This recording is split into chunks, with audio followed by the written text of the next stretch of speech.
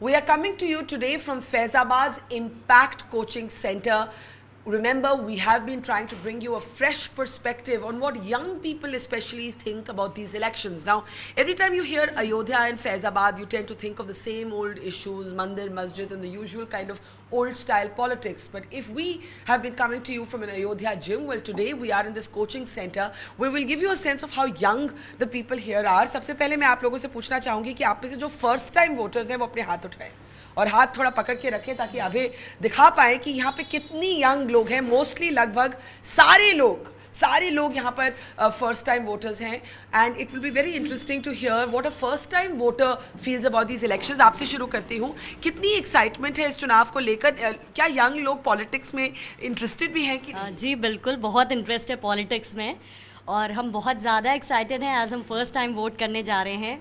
और हम ये शेयर भी करना चाहेंगे कि हम किसको वोट देंगे. अच्छा, आपने फैसला कर लिया है? जी बिल्कुल. तो किसको देने जा रहे हैं? हम उसको वोट करना चाहते हैं जिसकी वजह से बहुत ज़्यादा डेवलपमेंट हुआ है पिछले 5 सालों में. आप सब लोग जान गए होंगे कि हम किसकी बात कर रहे हैं. तो आप अखिलेश यादव को जी. Why do you support? उन्होंने बहुत सारे अच्छे इनिशिएटिव्स लिए हैं, जैसे कि Kanya Vidyadhan, one of the most good thing.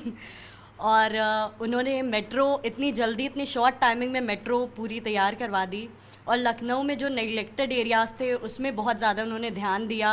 Roads बहुत अच्छे करवाए, विमेन हेल्पलाइन उन्होंने स्टार्ट करवाया. तो ये सब बहुत सारी अच्छी चीज़ें हैं जिसकी वजह से हम उन्हें सपोर्ट करना. So you are an Akhilesh fan, लेकिन क्या आप इससे सहमत हैं? बिल्कुल. आप भी सहमत हैं? बिल्कुल. I am also going to vote for the first time and this will be इंशाल्लाह अखिलेश यादव. सो basically he has worked a lot for UP's development. और जैसे कि आप जानते हैं लाइक 1090 वुमेन्स हेल्पलाइन और 108 जो एम्बुलेंस सर्विस उन्होंने स्टार्ट करवाई, कन्या विद्याधन एक्चुअली मेंशन. तो ऐसी बहुत सी चीज़ें हैं जो उन्होंने करवाई हैं जो हम लोगों को अब उस चीज़ से आगे बढ़ के सोचना होगा जो हम रिलीजियस या कास्ट के बेसिस पे पॉलिटिक्स करते हैं. अब it's high time to let go of all that. So it's not nothing to do like people say, oh Muslim vote will go to Akhilesh. For you it's not that. Definitely not. क्योंकि अगर ऐसा है भी तो आने वाले 10 सालों में ये चीज़ बिल्कुल खत्म हो जाएगी और वो पार्टीज जो कास्ट और रिलीजन के बेसिस पे पॉलिटिक्स कर रही हैं वो बिल्कुल खत्म हो जाएंगी. Now, what about Mayawati? I mean, the point is that many people I've met here are also supporters of Mayawati. Is there someone here who thinks the BSP has a chance? Chance है कि नहीं है? Race में chance है? हाँ, no chance. Why do you think no chance? Why do you think no? आप किसको पसंद करते हैं? मैं बीजेपी को पसंद करती हूँ बिकॉज़ उन्होंने बहुत कंट्रीब्यूशन किया है हमारी इंडिया में. और उन्होंने सब्सिडी हम लोग को इनकरेज किया है रिच फैमिलीज़ को कि हम लोग सब्सिडी छोड़ें. और उन्होंने गैस सिलेंडर्स प्रोवाइड जो आप LPG की सब्सिडी की बात कर रहे हैं. यस, हाँ. उन्होंने गैस सिलेंडर्स प्रोवाइड करे हैं गरीब लोगों को. और उन्होंने कैशलेस इकॉनमी बनाई है. That's why I am going to give vote to BJP. So you support the demonetization of Mr. Modi? Yes. अच्छा, ये बात बताइए, बीजेपी ने इस बार चीफ मिनिस्टरियल कैंडिडेट डिक्लेयर नहीं किया. क्या आपको उससे फर्क पड़ता है कि आप अभी मालूम नहीं कि अगर बीजेपी जीतती है तो उनका मुख्यमंत्री कौन बनेगा? इससे फर्क पड़ता है क्या? नो, मुझे कोई फ़र्क नहीं पड़ता बिकॉज़ उन्होंने वैसे भी इतना कंट्रीब्यूशन किया है हमारी इंडिया में, तो वो और भी करेंगे हमारे लिए. आप क्या कहेंगे? मैं अभी बीजेपी को वोट देना चाहूँगी क्योंकि उन्होंने बहुत अच्छे कदम उठाया डिमोनेटाइजेशन पे. और अगर उनकी सरकार आती है तो फिर वो ग्रेजुएशन तक की पढ़ाई लड़कियों के लिए फ्री करेंगे, जो एक बहुत अच्छा कदम होगा. अच्छा, एक बात बताइए, बीजेपी ने बात की है ये एंटी रोमियो स्क्वाड्स की. पता नहीं आप लोगों ने सुना है या नहीं. आपने सुना है? आप में से किसी ने सुना है ये एंटी रोमियो स्क्वाड्स के बारे में? Please raise your hand if you heard of it.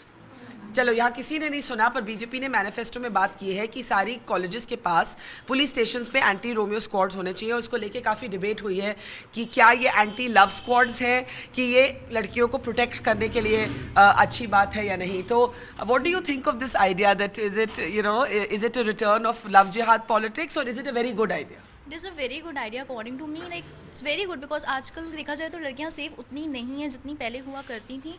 But वो बोलिए, क्यों अच्छा लगता है आपको ये गुड आइडिया? क्यों लगता है? क्योंकि आजकल अभी भी कहीं भी जाया जाए तो road side romeos are always there. Like they are always like आते रहते हैं पीछे से कमेंट्स. तो it's a very good thing according to. What do you think? क्या आप में से कोई इसमें बोलना चाहेगा anti romeo squads?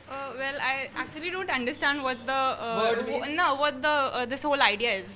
So give The idea is that for the protection of young women against harassment, near all colleges, police stations पे ये इस तरह की special protection teams हो, लेकिन उन्होंने उनका नाम रखा है एंटी-रोमियो स्क्वाड्स। तो हाँ, this is a good idea. At least अब कुछ लोग होंगे जो स्पेशली सिर्फ उसी एरिया में काम कर रहे होंगे जहाँ लड़कियाँ परेशान हैं, तो it is a good idea and I am very supportive of it. Now we are in Ayodhya Faizabad, जहाँ ज़्यादातर जो हेडलाइंस बनती हैं वो मंदिर मस्जिद इश्यूज़ को लेके बनती हैं। फॉर फर्स्ट टाइम वोटर्स ये क्या मुद्दा है?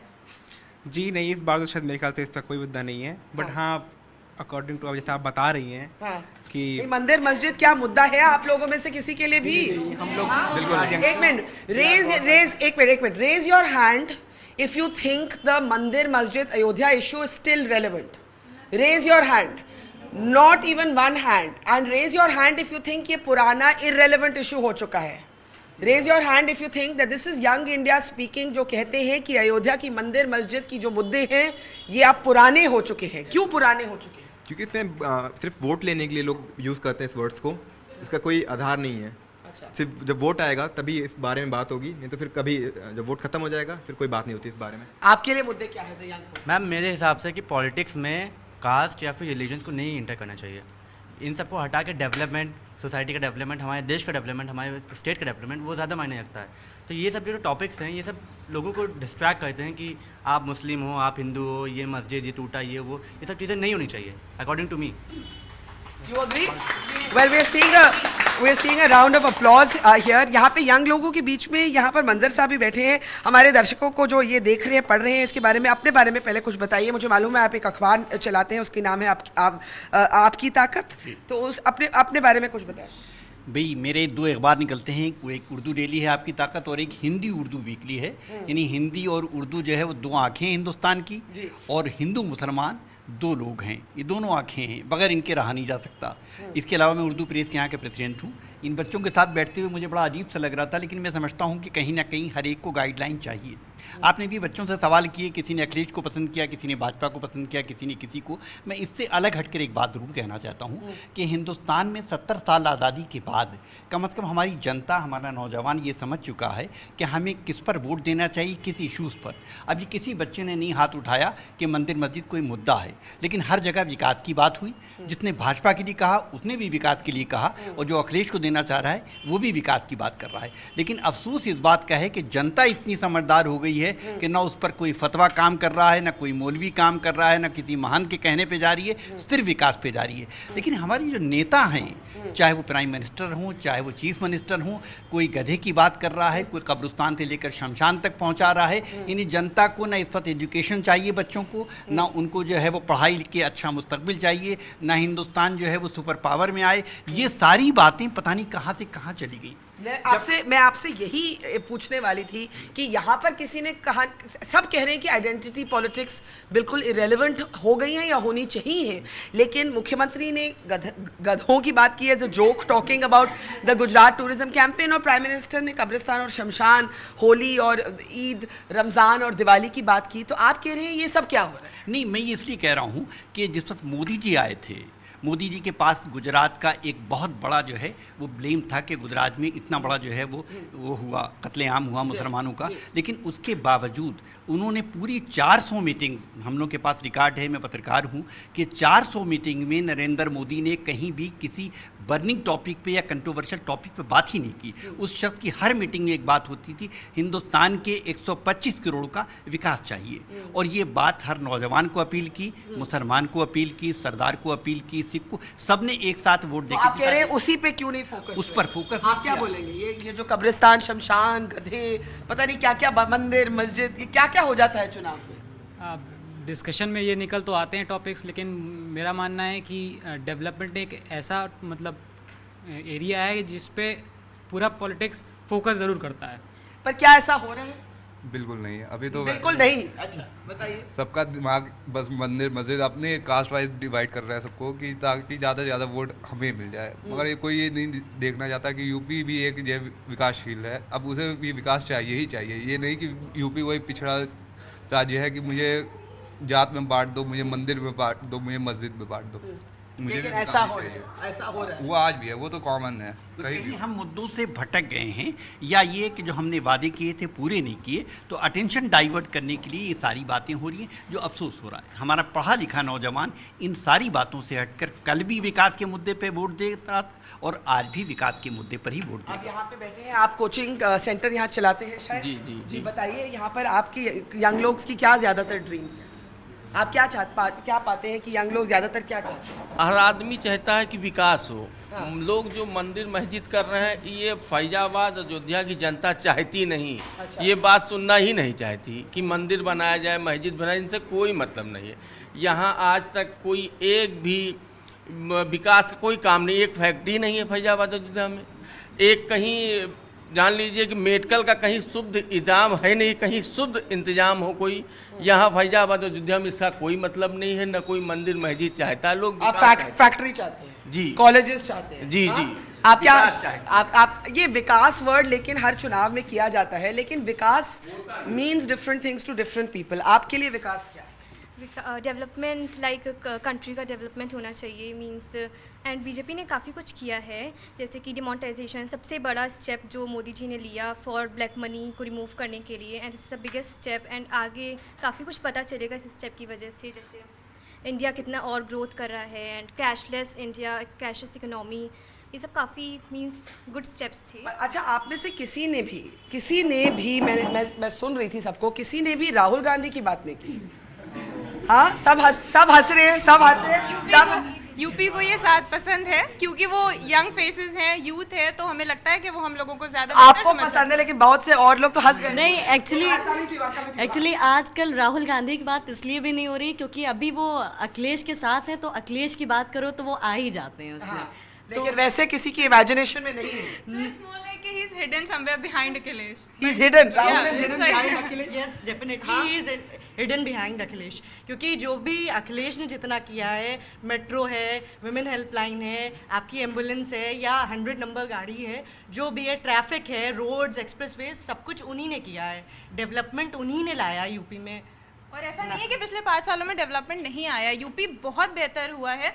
But on राहुल, अब लास्ट मोमेंट पे आके ये कहा जाए कि इस डेवलपमेंट के बेसिस पे कि नहीं 2 लोगों को वोट दीजिए, तो that is quite unfair for Akhilesh too. लेकिन जो सर्कमस्टांसेस रहे, you're saying कि आप इस अलायंस के खिलाफ हैं? इस अलायंस के खिलाफ नहीं है, बट पूरी तरह सपोर्टिव भी नहीं है, because I am more supportive of Akhilesh only. तो आप कह रहे हैं राहुल का इस डेवलपमेंट में हाथ नहीं था, जो आप डेवलपमेंट कर। राहुल जी का एक हाथ है इसमें कि अब उनकी वजह से सपा को ज़्यादा वोट्स मिलेंगे, क्योंकि जो कांग्रेस के भी लोग थे वो भी अब सपा को वोट देंगे। आप क्या कहेंगे? सेम थिंग कि Rahul is hidden behind Akhilesh and सही बात है कि हम लोग कांग्रेस के जगह अब सपा को ही वोट देंगे उनके बिहाइंड पे। तो कांग्रेस के बारे में कोई इतना सोचता नहीं है basically. That's what I am picking up in this. कभी कांग्रेस यूपी में थी ही नहीं, हमेशा तो अखिलेश, बीजेपी, यही लोग। 27 साल पहले थे, जब आई थिंक आप लोग पैदा नहीं हुए। हाँ, तब हम लोग को नहीं पता। We are talking about today. हाँ, बोलिए। मैम ये कहूँगा कि मैम जाना उसे जाता है जो उस तरह का काम करे, जो अपनी बातों पर रहे। मैम आज आप मेरे ख्याल से मोस्ट ऑफ लोग नहीं जानते होंगे राहुल गांधी है कौन, लेकिन अगर आप मोदी पूछे हैं तो बच्चा बोलेगा मोदी कौन है, प्राइम मिनिस्टर मोदी। शायद प्रेसिडेंट ना पता हो, लेकिन मोदी कौन है आपको पता। अच्छा, मैं एक बात पूछना चाहती हूँ, ये बहुत इंटरेस्टिंग आपने सवाल रखा कि क्या लोग नेशनल इलेक्शन और स्टेट इलेक्शन को अलग रूप से देखते हैं, क्योंकि मुझे ऐसे भी लोग मिले हैं जो मोदी जी को भी पसंद करते हैं और अखिलेश को भी पसंद करते हैं। तो इसके बारे में अगर कोई कुछ कहना चाहे जो दोनों को ही पसंद करता हो, ऐसा है कोई यहाँ पर? Ma'am as a state development और एज अ कंट्री डेवलपमेंट दोनों जगह बात अलग हो जाती है। और एज अ इलेक्शन के व्यू से देखा जाए तो लोगों को इसमें ये नहीं देखना चाहिए कि उन्होंने किस एरिया को कवर किया है। जहाँ देश की बात होती है वहाँ देश के लिए क्या कर रहे हैं। बहुत लोग मैंने सुना है कि बोलते हैं मोदी बस घूम रहे हैं, ये कर रहे हैं, लेकिन उससे क्या हो रहा है? देश का इकोनॉमिक ग्रोथ हो रही है, देश के ग्लोबल रिलेशन अच्छे हो रहे हैं, और डिफेंस के लिए और तरह तरह की चीज़ों के लिए मोदी जी जहाँ जहाँ जाते हैं इसलिए जा रहे हैं क्योंकि रिलेशन अच्छे हों। लोग उसको नहीं कवर करते। अच्छा, आप सब ने मायावती को इस कमरे में तो डिसमिस कर लिया, लेकिन मैं आपसे पूछना चाहूँगी कि इस बारी फर्स्ट टाइम एक मुस्लिम कैंडिडेट है अयोध्या से जो मायावती जी ने फील्ड किया है, क्या आप लोग ज़्यादा डिसमिसिव नहीं हो रहे बहन जी के बारे में? नहीं, जहाँ तक मायावती का सवाल है, मायावती के पास जब भी मायावती की बात होती है उनकी हुकूमत की, सिर्फ एक पॉइंट सामने आता है कि नो डाउट कि उनके ज़माने में लॉ एंड ऑर्डर काफ़ी हद तक मेंटेन है। बहुत लोगों ने मुझे हाँ, ये बोला। यही एक मिनट, ये आप भी एक मिनट यहाँ आ जाओ। ये आप भी अग्री कर रहे हैं मायावती के पॉइंट पे? जी, लाइन ऑर्डर बहुत अच्छा रहता है। मायावती के समय में कानून व्यवस्था बहुत अच्छी रहती है और बहुत घूसखोरी, चोरी, बेईमानी, खून, कत्ल ये खत्म हो जाता है मायावती के समय में। तो फिर इस चुनाव में मायावती जी की बात इस कमरे में क्यों नहीं कोई कर रहा? इस कमरे में इसलिए नहीं हो रही है कि मायावती जी के पास उसके अलावा भी और कोई पॉइंट्स नहीं हैं। पिछली मर्तबा उनके पास भी बहुत सारे पैसे थे, उन्होंने पार्क बनवाए, सब में हाथी खड़े कर दिए। हाथी बेचारे खुद भी धूप खा रहे हैं, उस पार्क में जो जाए वो भी धूप में रहता है। इसके अलावा कोई ऐसा डेवलपमेंट जिसके अंदर जनता का हित हो, पब्लिक इंटरेस्ट का हो, वो नहीं दिखाया उन्होंने। और खाली लॉ एंड ऑर्डर, मैं समझता हूँ कि अगर दूसरी मर्तबा किसी अच्छी सरकार को मिले मौका तो एडमिनिस्ट्रेशन को वो टाइट करेगा और उसके बाद उस तरह से मायावती पे कोई कुछ बोलना, आप बोलना चाहिए? वो ऐसी जगह इन्वेस्ट करती हैं जहाँ पे हमारा फ़ायदा नहीं है। आप पार्क बना रहे हो, उससे क्या फ़ायदा हो रहा है? हमारी कंट्री के लिए क्या फ़ायदा हो रहा है? हमारी कंट्री के लिए कोई फ़ायदा नहीं हो रहा है। ना हमारे कंट्री के लोग को एजुकेशन प्रोवाइड हो रही है, ना कुछ। आप वही पैसा आप किसी अच्छी चीज़ पे इन्वेस्ट करो जहाँ पे हमारी कंट्री को फ़ायदा हो, हमारी वुमेन्स सिक्योर हों। अगर आप उस जगह इन्वेस्ट करते हो तो।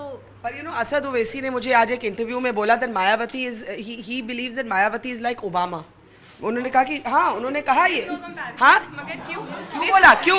एक मिनट बोलने तो दो। उनका आर्ग्यूमेंट था कि जिस प्लेस से वो आई हैं, मतलब फ्रॉम एन ओप्रेस्ड कास्ट, और जिस तरह से वो एक पार्टी और एक दलित आइडेंटिटी क्रिएट की है, he compared it to the African American identity in America. तो आप क्या कहेंगे मायावती पे? Also, she has given the maximum number of tickets to Muslim candidates. वो ऑप्रेस्ड कैटेगरी से आई और वो चीफ मिनिस्टर बनी यूपी का, तो ये बहुत है उनके लिए। क्योंकि अभी आपने काम क्या किया कि हम आपको वोट दें, except of making huge parks and law and order is a big thing. लेकिन वो तो सपा ने भी काफी नहीं, पर सपा के खिलाफ मैं क्रिटिसिज्म सुनती हूँ लॉ एंड ऑर्डर के बारे में। That is I think stereotype नहीं, I don't think so, because Akhilesh ji की सपा के उससे उन्होंने बहुत ही अच्छा वुमेन के लिए 1090 जो उन्होंने किया है, एंड मैंने उस सर्विस को खुद भी यूज़ किया, बहुत ही अच्छा है। तो आप बीजेपी को वैसे सपोर्ट करते हैं? सपोर्ट में बीजेपी, यस। मैं इससे समाजवादी को नहीं करना चाह रही हूँ क्योंकि उनके साथ राहुल जी जुड़ गए हैं और मैं अच्छा, सो ये बात हुई कि आप मोदी जी को सेंटर में पसंद करते हैं, and you may have voted Akhilesh if Rahul was not with him. Yes, definitely, because Sapa has done many things like Kanyadhan, Vidyadhan Yojana and many things. तो ऐसे और भी लोग हैं who would have supported her. Ma'am, as a criticism मैं ये कहना चाहूँगी कि ठीक है, मोदी जी अभी प्राइम मिनिस्टर हैं और वो अपने लेवल पे बहुत से काम कर रहे हैं, पर क्या वो काम आप तक, आपकी लाइफ तक पहुँच रहे हैं? जैसे डिमोनेटाइजेशन देखा जाए तो वो काफ़ी बड़ा स्टेप था, वो हमारी इकॉनमी के लिए बहुत अच्छा है। भले ही धीरे धीरे लोग इस बात को एक्सेप्ट कर रहे हैं, पर वो कर रहे हैं और ये बहुत बिल्कुल वो कर रहे हैं। बहुत से ऐसे काम है, लेकिन मेरी नज़र में मोदी जी की स्थिति वो है कि जैसे एक स्कूल में प्रिंसिपल की होती है, वहाँ से चलता बहुत कुछ है, पर क्लास तक आने तक क्लास मॉनिटर होता है जो उसको मॉनिटर करता है। इसमें कोई कुछ कहना चाहेगा? वो तो हमारी इकॉनमी की एक हर चीज़ की प्रोग्रेस धीमे धीमे होगी। It's not about demonetization only. Look at the other things that he has done or not done. Anyone wants to take that on? Anyone wants to take that on? Yes. Ma'am, ऐसे बहुत सारे चीज़ें हैं जो मोदी जी ने करवाई है, जो पहुंची भी हैं, जैसे सब्सिडी वाला। आज कई गरीब घरों में गैस की सब्सिडी पहुंच रही है, और भी चीज़ें हैं। एजुकेशन फैसिलिटी अच्छी हुई हैं। अच्छा, यहाँ दो लड़कियाँ बिल्कुल नहीं बोली है, बोलिए। उन्होंने इतने बड़े स्टेप लिए जो मतलब डेवलपमेंट के लिए और मतलब उसके प्रॉफिट के लिए थोड़ा टाइम लगेगा, बट इंडिया के लिए बहुत अच्छी चीज़ है, इससे वो बाहर जाके करते हैं। Ma'am, digital India is a very good step, जिसकी वजह से कंट्री बहुत कैशलेस इंडिया, जिसकी वजह से कंट्री का बहुत सब्सिडी पे मैं ये कहना चाहूँगी कि अभी कुछ महीने पहले की बात है जब मेरे ख्याल से 6.5 रुपये में गैस सिलेंडर मेरे घर में आया करता था, और अभी लास्ट मंथ की बात है जब हमने 750 रुपये दिया। I belong to a very middle class family, लेकिन तो क्या वो चीज़ें हम तक कुछ भी बेहतर कर पा रही हैं? So now I want to ask, चले आप ये आपकी आर्गुमेंट चलती रहेगी। What I want to ask is, I want to ask especially the girls that is there enough freedom कि जो आप अपने जो पीछे लड़के बैठे हैं, जो जितनी आज़ादी उनको मिलती है, क्या आपको भी मिलती है? 1 minute, raise. Okay, I'm going to put this question here. And we're going to take a vote on this. Do the girls here feel, और जोर से बोलना हाँ या ना, आपको क्या लगता है कि जो लड़के पीछे बैठे हैं उनको जितनी आज़ादी मिलती है, क्या आपको मिलती है? Yes, No. 1 yes. Raise your hand. 1 yes. How many are saying no? How many are saying no? That's everyone else saying no. सबसे बड़ा फर्क क्या है? सबसे बड़ा फ़र्क तो ये है कि जैसे ये लोग किसी भी टाइम बाहर जा सकते हैं या कहीं भी जा सकते हैं, हम लोग उतनी आसानी से ट्रेवल भी नहीं कर सकते। हम लोग को अगर एक जगह से दूसरी जगह जाना है तो सबसे पहले घड़ी देखी जाती है कि अगर 5 बजे से या अंधेरा हो रहा है तो हम लोग को नहीं परमिशन मिलती। तो ये क्यों नहीं मिलती है, ये क्या हर थोड़ा अपने हक के लिए लड़ना भी होगा। हाँ हाँ, बिल्कुल बिल्कुल लड़ना थोड़ी करनी होगी, लेकिन उस हक में लड़ने में साथ तो दें लोग। सही बात है। कहीं ना कहीं ये सोसाइटी की कमी है जो सोचती है कि अगर लड़के देर रात तक घूमते हैं तो ठीक है, पर अगर लड़की देर रात तक घूमती है तो वो उस पर ब्लेम्स आने लगते हैं, तो इस वजह से भी फैमिलीज नहीं अलाउ करती हैं लड़कियों को। बताइए अपनी पर्सनल फ्रीडम की बात। बट इस पर्टिकुलर इशू पे गवर्नमेंट से ज़्यादा आपका फैमिली और सोसाइटी मैटर करता है। तो I agree. You have to actually जी इसकी बात में हम ये कहना चाहते हैं कि अगर गवर्नमेंट साथ दे तो सोसाइटी भी साथ देगी। गवर्नमेंट साथ दे, अगर government rule incentive and safety. अच्छा, ये लड़के क्या बोल रहे हैं पीछे? मैम मैं कह रहा हूँ गवर्नमेंट इंसेंटिव्स ले रही है इस चीज़ के लिए। सोसाइटी की थिंकिंग ब्रॉड होनी चाहिए कि अगर वो एक लड़की को अपनी फ्रेंड की जैसे देखें, या फिर अगर लड़की कहीं भी जा रही है कि हाँ अगर मैं कर सकता हूँ तो वो भी कर सकती है। This is well said. Government strict और एक्शंस लेगी और स्ट्रिक्ट रूल्स बनाएगी तो ये ज़्यादा। What is the biggest challenge for a young woman? आपकी और आपके सपनों के बीच में सबसे बड़ी दीवार कौन खड़ा करता है? हम लोग बाहर निकलते हैं, हम लोग सेफ नहीं, सबसे ज़्यादा इनसिक्योरिटी एवरीवन इज सोसाइटी है, लेकिन इनसिक्योरिटी के साथ हम लोग बाहर नहीं निकलते। हम लोग को इसलिए बाहर नहीं निकलने दिया जाता, इसलिए नहीं कि लड़के आपसे ऊंचे हैं, इसलिए क्योंकि हम लोग इनसिक्योर हो जाते हैं, सेफ नहीं है हम लोग। What is the dream of आपका क्या सपना है? मेरा सपना तो IAS ऑफिसर बनना था, नहीं बन पाया क्योंकि मेरे फादर कहीं ना कहीं सोचते हैं कि हम बाहर जाके सेफ उतने नहीं हैं जितने लड़के safe. No, but you must fight for your dream. How old are you? How can I am? Why? 25. तो क्यों नहीं कर सकती? फादर कहाँ है? ये देखिए तो बहुत बुरी बात है ये। अभी कमिटमेंट दे दीजिए कि ये जो करना चाहती है आप करने देंगे। देखिए ये तो बहुत बुरी बात है। मेरी बेटियां बस नहीं, ये आपको अभी वायदा देना ही होगा कि ये जो करना चाहती है, how please let's have a round of support for her कि इनके जो भी ये आप इधर आइए। ये फादर डॉटर का अभी ये फैसला तय हो जाए। थोड़ा मुझे जगह दीजिए, यहाँ बैठिए। मैं अपने फादर की सोच से कहीं ना कहीं मैं बहुत सहमत हूँ क्योंकि मुझे बिल्कुल नहीं होना चाहिए, अनसेफ फील बिल्कुल नहीं होना चाहिए। जब मैं फैजाबाद में हूँ मैं बहुत सेफ हूँ क्योंकि ये शहर बहुत छोटा है, यहाँ पे बहुत अच्छे लोग रहते हैं। दुनिया में बहुत चैलेंजेस है, इसका ये नहीं मतलब कि अपने आप को प्रोटेक्ट करके ही रखना है, आगे दुनिया देखनी भी है ना। जब दिल्ली जाते हैं, अभी भी दिल्ली में कुछ साल पहले इतना बड़ा गैंगरेप हुआ। अरे मैं भी दिल्ली में रहती हूँ। मैम आप रहती हैं, वी नो दैट। गैंगरेप हुआ, उस पे सब कुछ हुआ, अभी तक फांसी क्यों नहीं हुई सबको? नहीं वो ठीक है आपका सवाल, लेकिन मैं ये कहना चाहती हूँ कि औरत चाहे बुरखा पहने, चाहे स्कर्ट, चाहे फैजाबाद में रहे, चाहे दिल्ली में रहे, जो वल्नरेबिलिटी है वो हर जगह होती है। उसकी वजह से आप अपनी बेटी को जो उनका सपना है क्यों नहीं पूरा करने दें? मुझे कुछ कहने दीजिए तब तो मैं कहूँगा, क्योंकि मैं इस वक्त खुद माइनॉरिटी में आ गया, बिल्कुल सुपर माइनॉरिटी में। क्योंकि जो हमारी एंकर हैं वो हिंदुस्तान की सबसे बड़ी एंकर बरखा दत्त हैं। चारों तरफ बेटियाँ बैठी हुई हैं, उसमें 2 मेरी बेटियाँ हैं, सभी बेटियों की तरह से मेरी हैं। इस वक्त ये बात इसकी नहीं किसको कितनी आज़ादी हो, उसके पीछे होता है हर चीज़ की एक लिमिट होती है। नहीं ये हम आदमियों को नहीं कहते limit. Just a minute, let me complete.